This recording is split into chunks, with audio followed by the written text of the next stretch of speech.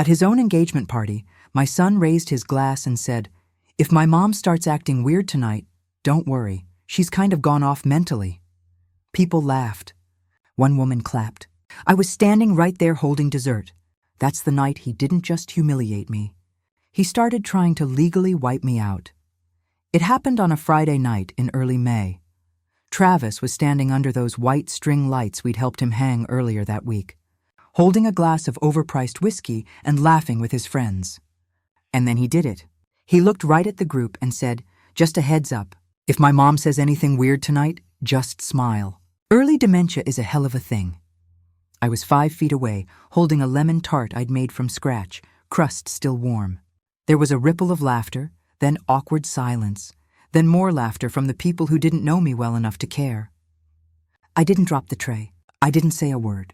I just turned around and walked back into the kitchen and stood there, staring at the sink like it had answers. That was the exact second I realized my own son didn't see me as a person anymore. He saw me as an obstacle. I'd seen signs before, little things. He'd started managing my bank account just to help with bills. The doctor appointments he insisted on scheduling. The phone calls I never got from friends anymore. I thought maybe I was overreacting. I'm not. That night, I waited until everyone left. I stayed in my room while the music played and people drank and danced. Nobody came to check on me. Around midnight, the lights went out one by one, and I heard the door close. Then I got out of bed, grabbed a yellow legal pad, and wrote one sentence. May 3rd, he publicly said I had dementia. The next morning, I checked my online banking. Locked out. I tried the backup password. Nothing. I texted Travis. "Did something change with the bank?" No response. I checked again an hour later and saw a note in the app. Access temporarily suspended by primary. I wasn't the primary. He was. That was the first day I started writing everything down. The notebook stayed in my purse, in my bathroom cabinet, by my bedside. Every weird look, every patronizing comment, every time someone repeated something back to me like I was a child, I stopped trusting my reflection. I stopped answering phone calls from numbers I didn't recognize. I started testing myself, reading out loud, doing word puzzles, remembering numbers backwards just to prove I could. I wasn't slipping. I knew I wasn't, but Travis was making damn sure everyone else thought I was. And if I didn't stop it now, if I didn't document everything, I knew what came next. Assisted living brochures, a revoked driver's license, a silent nod between siblings, and a slow, quiet eraser of who I used to be. I wasn't going to let that happen. Not to me. Not to the woman who raised 2 kids on a single teacher salary and never missed a mortgage payment. Not to the woman who kept her husband out of hospice so he could die in his own home. Not to the woman who still wakes up at 6:30 every morning out of habit. I didn't know what I was going to do yet. But I knew this much. Travis had just declared war, and he had no idea who he was up against. The first real hit didn't come from Travis. It came from the house itself. I started noticing small things going missing or moving, like my keys not being where I swore I left them, my reading glasses showing up in the freezer, and my favorite coffee mug somehow ending up in the bathroom cabinet. At first, I blamed myself. Maybe I was distracted. Maybe I was just tired. But then it kept happening too often, too perfectly timed. I'd make a list, and then the list would vanish.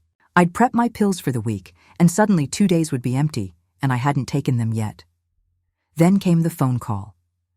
A nurse from a clinic I'd never visited called to confirm my follow-up appointment for cognitive testing. I said she had the wrong number, but she read back my full name, address, and date of birth. I didn't have an appointment. I hadn't made one. When I hung up, my hand was shaking. I checked my calendar app, the one Travis set up for me. And there it was, an appointment for next Thursday at 11:30 a.m., labeled simply, Memory. That night, I sat on the edge of my bed and stared at my own shoes for 20 straight minutes. I didn't move. I didn't cry. I didn't even blink much. Just sat there trying to remember if I had actually made the appointment and somehow forgotten, or if this was something else entirely. The moment I stood up, I felt it, this cold ripple through my chest like a warning bell. That was when I opened my medicine cabinet and checked the pill bottles. I lined them up. All looked normal at first glance. But then I noticed my anxiety medication looked slightly different. Same name, different color. I pulled out the label and compared it to my previous refill and saw the numbers didn't match. I hadn't changed. Travis had picked them up for me as a favor. I didn't sleep that night. I stayed up cross-referencing side effects, Googling interactions, and writing everything down in that yellow notebook. I called the pharmacy in the morning and asked who picked up my meds. The voice on the other end got real quiet, then said it was picked up by a male family member on file. Says authorized. I hadn't authorized anyone. Not on paper, not on the phone. And then the worst moment hit. Not a discovery, not a trap, but doubt. I sat in the kitchen that morning staring at my hands. And for the first time, I actually whispered, "What if he's right? What if I'm starting to slip?" That fear hit harder than anything else. Because once you start questioning yourself, it's over. That's what they count on. That little crack in your own memory, your own confidence. I stood up fast, walked straight to the laundry room, and opened every drawer and cabinet, looking for something. Anything that didn't belong, and that's when I saw it right there above the dryer. Tucked behind a roll of paper towels, a small black device with a tiny red light flashing every few seconds. A nanny cam, one of those little button lens cameras shaped like an air freshener. I stared at it for a long time. I didn't scream. I didn't yank it down. I just leaned in close, let it see my face, and said one word out loud. Gotcha. Then I turned around, walked out of the laundry room, and picked up my notebook. The page I wrote that day said, May 4th, hidden surveillance discovered in my own house. No more doubt. This is real. That was the moment I stopped wondering and started preparing. Travis had made his first real move. I was going to make my next one count. Eli came over that Saturday like he always did every other weekend, 15 years old, with too much screen time and a permanent smirk. I was trying to act normal, making pancakes like I always had since he was little. I asked him to hand me the salt, but I said, "Sugar," by mistake, just one slip. Nothing serious. And he laughed, pulled out his phone and said, "Say that again, Grandma." And I did, thinking maybe he missed it, or maybe he just wanted to help. But I should have known better because 3 hours after he left, I got a call from one of the women in my church group asking if I was okay, and when I asked why, she said, "We saw the video." And that's when I knew something was wrong, really wrong, because I don't do videos. I don't post online, and I sure as hell didn't know what she was talking about. So I hung up and opened the Facebook app I barely use. I logged in, and there it was, shared from Eli's Instagram story, now re-uploaded by someone else with the caption, "When Grandma Exie starts glitching." The clip was just me confused for 2 seconds, repeating myself, cut with music and subtitles that made it look like I'd been talking nonsense for hours. It had over 400 likes, 200 shares, and comments like, "She needs help for real, and this is kind of sad, NGL." The worst part wasn't the video. It was the fact that I knew Travis let him do it, maybe even told him to, maybe even planned it because Eli's too young to understand the weight of something like this on his own. But Travis isn't. I sat there on the kitchen floor, staring at my phone until my legs went numb, thinking, this is how it starts. This is how they make you look unfit. One clip at a time, one joke, one meme, one moment where they frame you as unstable and let the internet do the rest. That night, I decided I wouldn't let them see me break. Not again. So the next morning, I got up, showered, got dressed, and went to Walgreens to clear my head. Not for medicine, not for supplies, just to walk around and feel normal. But when I came out with a bag of mints and a new pair of reading glasses, I couldn't find my car. Not where I parked it, not across the lot, not even in the next row. For 5 full minutes, I stood there thinking, maybe I forgot where I parked. Maybe I'm slipping. Maybe they're right.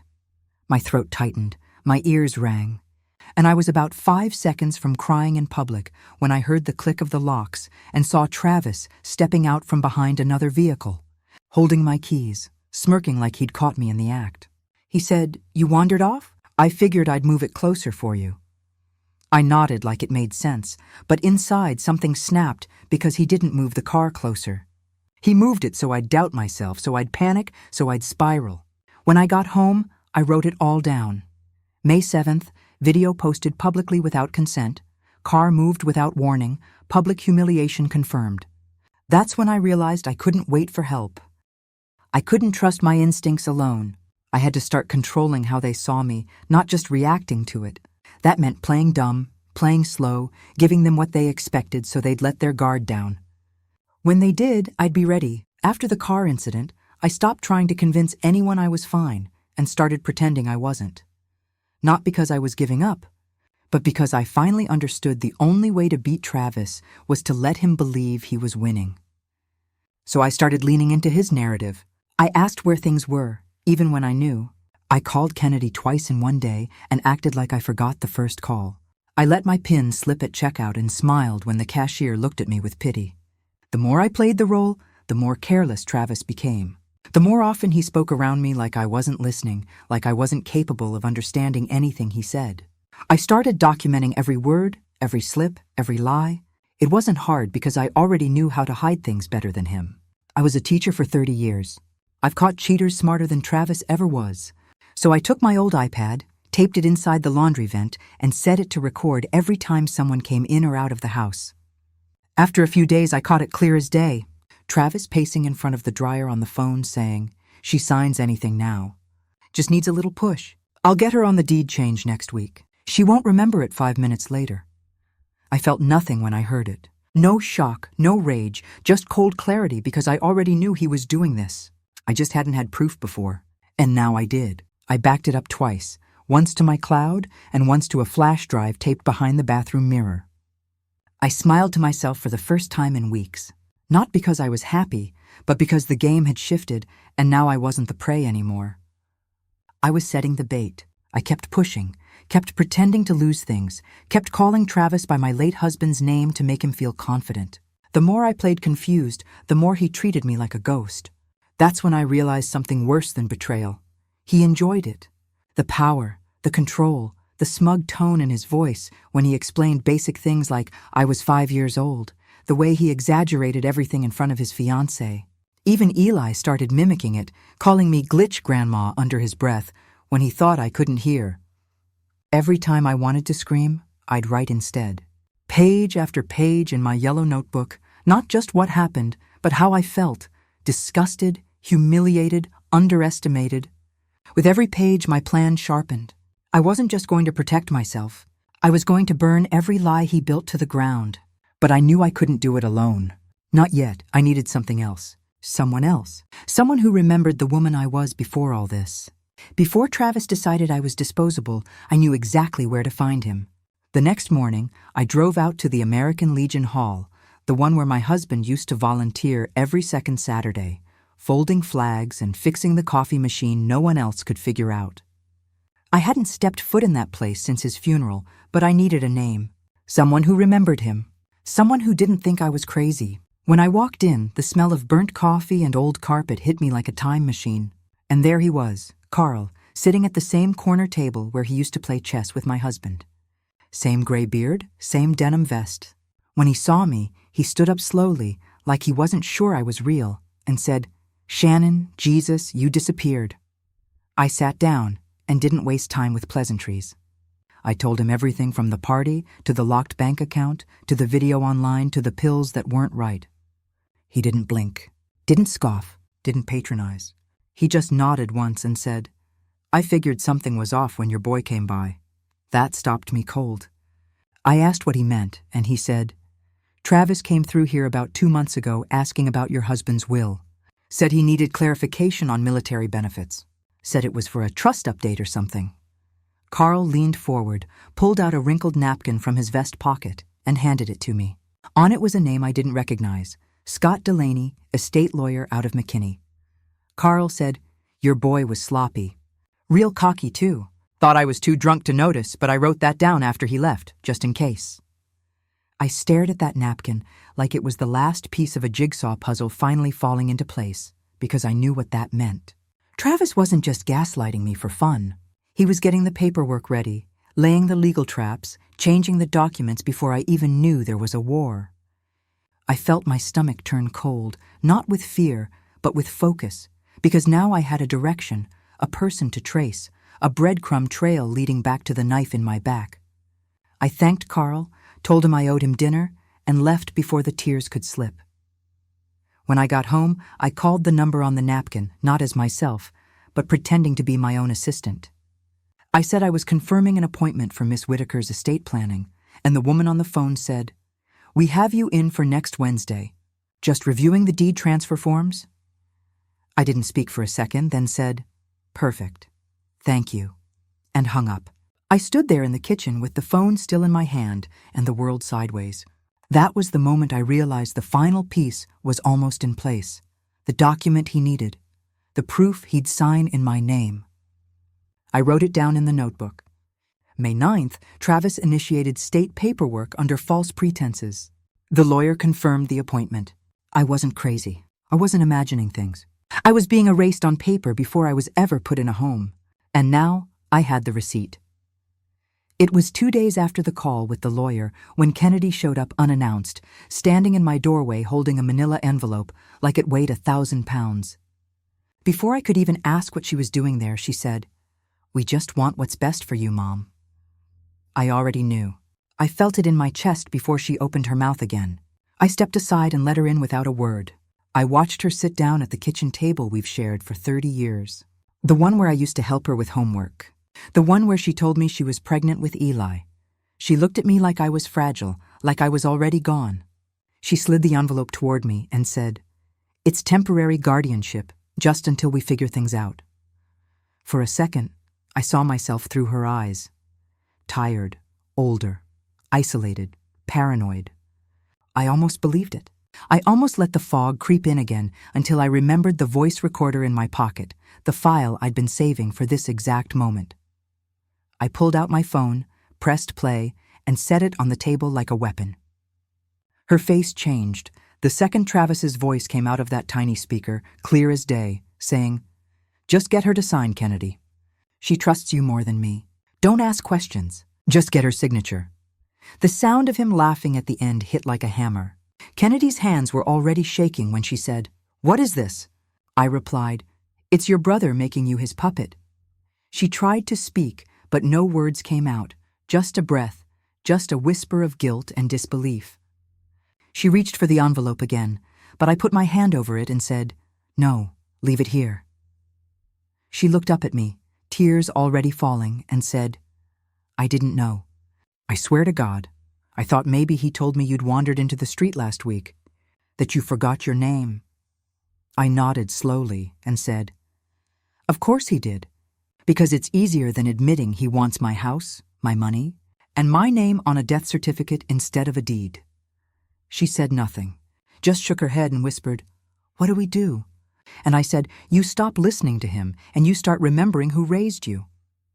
And that night, after she left, I opened my notebook and wrote, May 11th, Kennedy delivered legal docs, manipulated by Travis, evidence played, doubt planted, loyalty shifting. And for the first time in weeks, I felt something new rising under the fear. Not hope, not yet, but the feeling that maybe, just maybe, I wasn't alone anymore. The day I disappeared wasn't dramatic. No middle-of-the-night escape or suitcase dragging down a driveway. I just left quietly early in the morning before the sun hit the porch.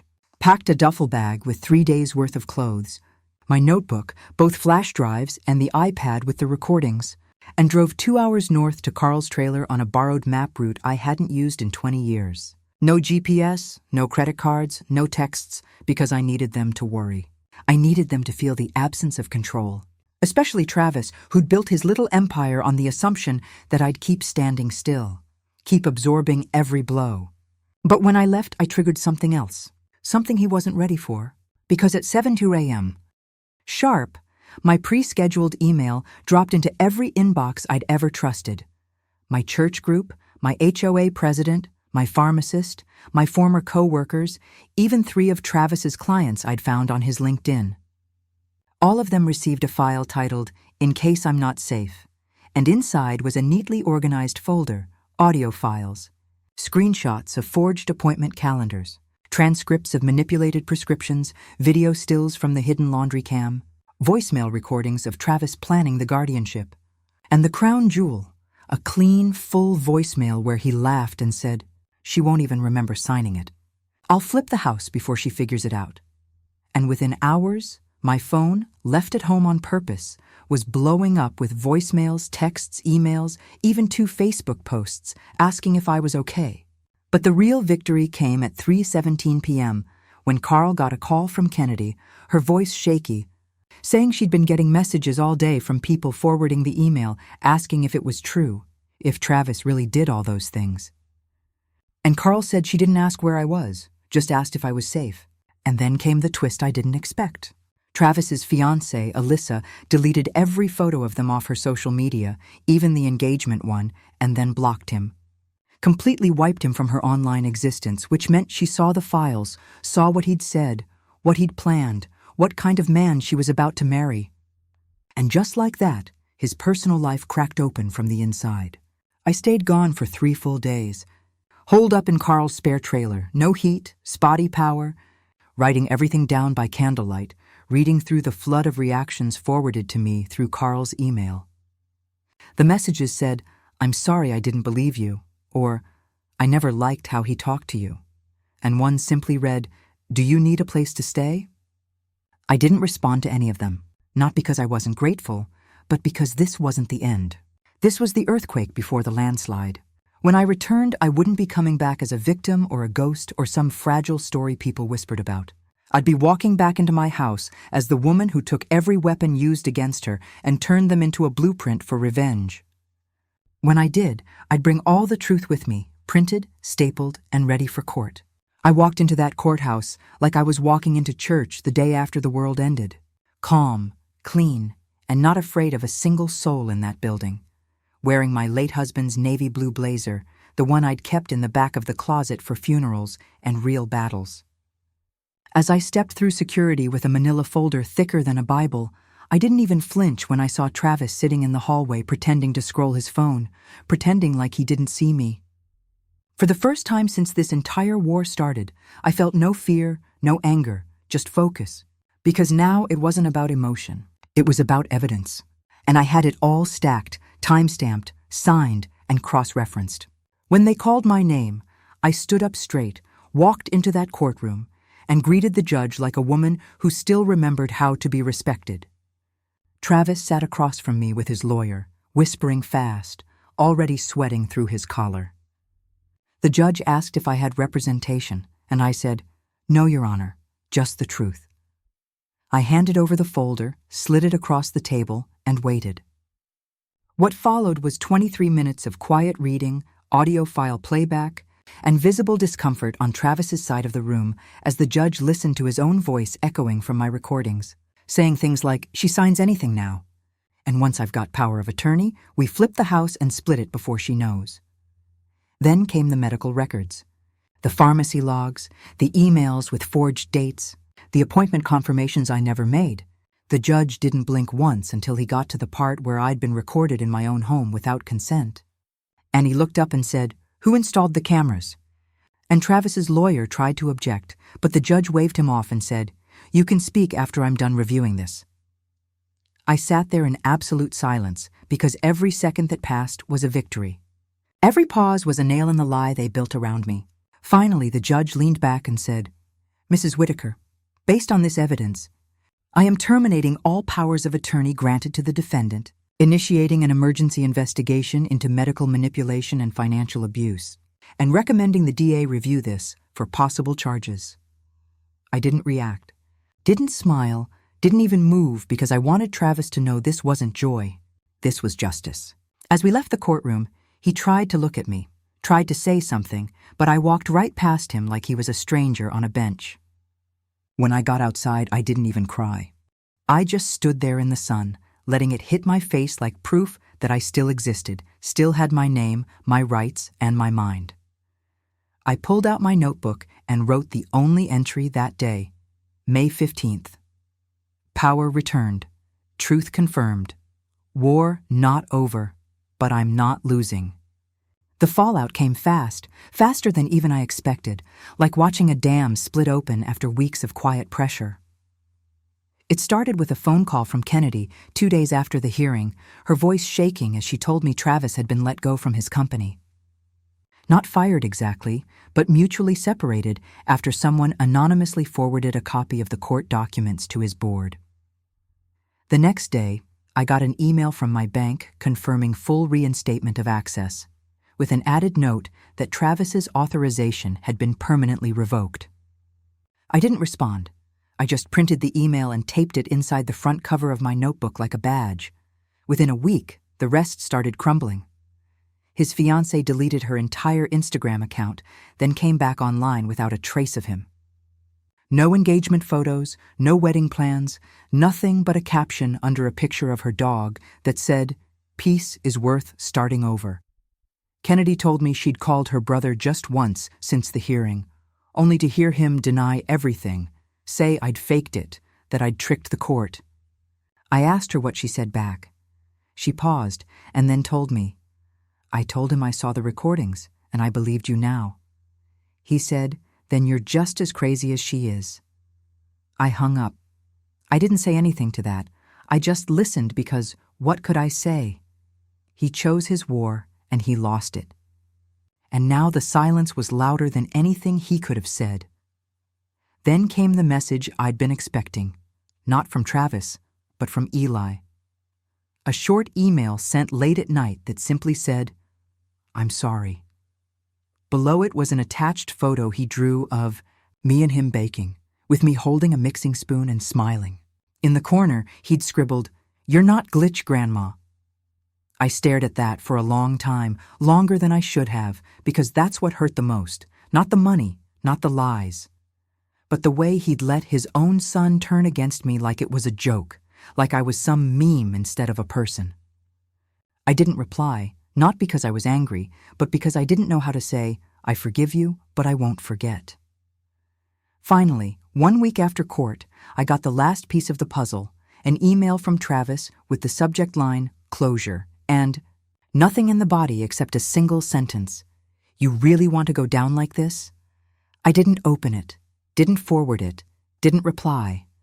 I just flagged it as spam and archived it forever because the truth was I didn't want closure. I wanted peace, and that meant keeping him out of my house, my inbox, and my life for good. That night, I opened the back door, lit a small fire in the patio pit my husband built with his own hands, and dropped in a folded piece of paper I'd been carrying in my wallet for weeks, the guardianship form Kennedy brought me, now singed at the edges, curling black in the flames. As it burned, I wrote my final notebook entry for that chapter, May 21st. He lost everything except the one thing I never wanted, his regret. I hosted the party exactly 2 months after the night Travis tried to erase me with a smile and a glass of whiskey. But this time, it was my backyard, my guest list, my music playing low over the speakers we'd used since the kids were little. I made the lemon tart myself, same recipe, same glass tray. But this time, my hands didn't shake when I set it down. And only people who'd stood by me were there. Kennedy, Carl, Mrs. Dunley from the church, my old co-worker Janice, who'd emailed me after the files dropped to say, "I always knew he gave me a bad feeling." Even Eli came, quiet but present, carrying a grocery bag of fresh strawberries and asking if he could help set the table. I said yes without hesitation because I wasn't carrying resentment anymore, just memory, just weight that didn't need to be passed on. We sat outside under warm lights and laughed like nothing had been stolen. Because it hadn't, not really. I got it all back. My rights, my voice, my name.